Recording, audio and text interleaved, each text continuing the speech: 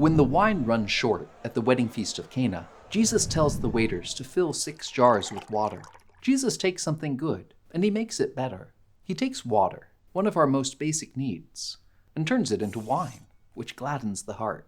In the sacrament of marriage, Jesus does the same thing. He takes the natural good of family life and elevates it to the dignity of a sacrament, a sign that reveals his glory. God invites men and women to freely share in his creative love through the covenant of matrimony. In this episode, we'll learn about how the free exchange of vows constitutes the sacred bond of marriage.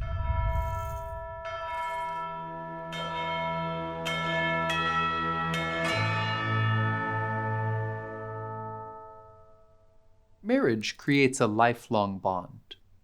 Through their exchange of vows, the bride and groom give themselves to one another in freedom and in love. Catholics recognize 2 distinct forms of marriage: natural and sacramental. Natural marriage can exist between a Christian and a non-Christian, or 2 non-Christians. It's a good and holy reality, founded on God's gift of creation through the natural order. When God tells Adam and Eve to be fruitful and multiply, he's giving them a share in his own creative generosity. Sacramental marriage is a union of 2 baptized Christians. This type of marriage shares in the goodness of natural marriage, but elevates it through the gift of God's grace. Sacramental marriage builds on the foundation of baptism, which gives each of the baptized a share in Christ's priestly office. Natural marriage is sacred, but sacramental marriage is also sanctifying. A sacramental marriage is not only an occasion of grace, but a means by which God continues to work in the world and show his mercy. In both natural and sacramental marriage, the marriage bond is established by a free exchange of consent. The bride and groom join their hands and declare before God and his church, "I take you to be my wife or my husband." The marriage vows emphasize that this consent is exclusive and irrevocable.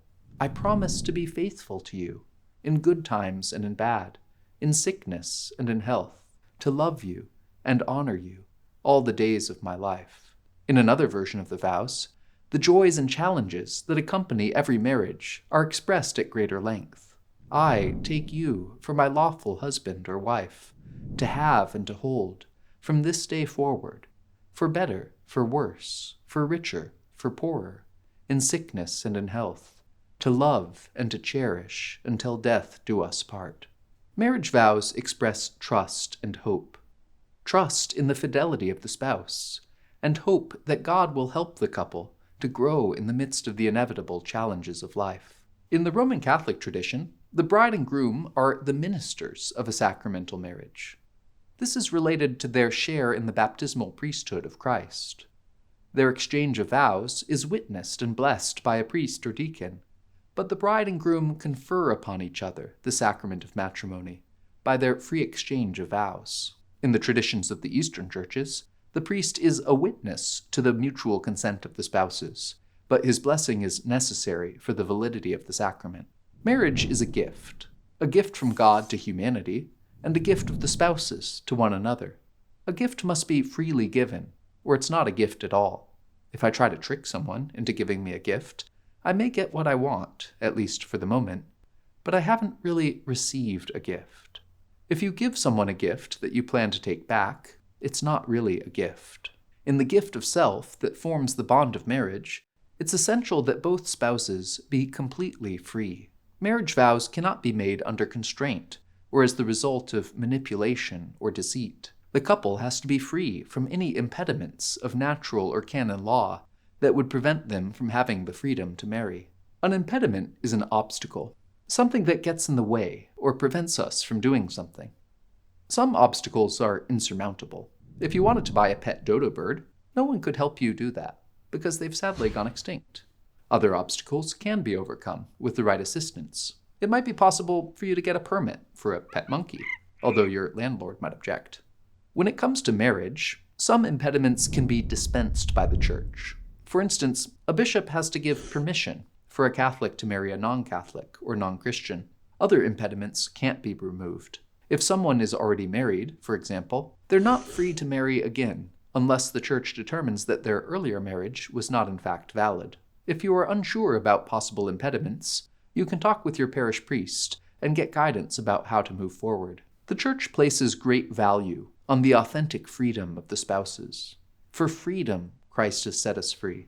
This isn't a freedom of indifference to do whatever we feel like a toddler banging away on a piano, but a freedom of excellence to do what is truly good, like a pianist delicately playing a sonata. This is why the Church encourages Catholics to participate in the sacrament of reconciliation before marriage. The more we are free from the bonds of sin, the more we are free to give ourselves to God and to one another. This is also why the Church wants Catholics to receive the sacrament of confirmation before getting married, so that they can be strengthened in their ability to witness to their faith. In a famous painting of the wedding feast at Cana, Veronese depicts a bustling crowd. Butchers cleave, dogs prowl, musicians fiddle away, and a steward savors the water-made wine. In the midst of all of this, Christ sits serenely, gazing out at us. The Word dwells among us, sanctifying our lives by his presence. In the sacrament of marriage, Christ is truly present to his Church, affirming all that is good in humanity and giving us a taste of the wine of his divinity. He is with us always, even until the end of the age. For readings, podcasts, and more videos like this, go to Aquinas101.com. While you're there, be sure to sign up for one of our free video courses on Aquinas. And don't forget to subscribe, like, and share with your friends, because it matters what you think.